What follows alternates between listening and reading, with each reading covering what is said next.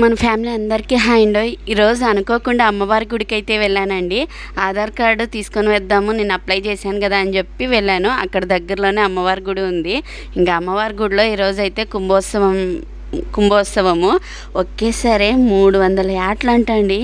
అన్ని యాట్లు నరికినారంట అక్కడ.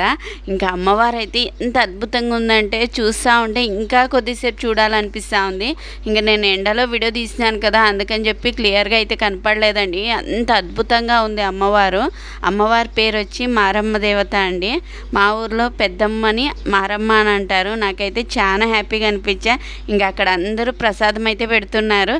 ప్రసాదాలు అంటే మామూలుగా స్వీట్లు ఉంటాయి కదా, అన్నము సాంబారు స్వీట్ ఏదైనా అలా ఉంటుంది కదా, పాయసం అలా కాదండి. ఇక్కడ మటన్ అన్నంతో భోజనం పెడుతున్నారు. ఇంకా భోజనం అయితే తినేసి వచ్చానండి. ఎక్కడైనా ప్రసాదం పెడుతున్నారంటే అస్సలు మిస్ అవ్వను.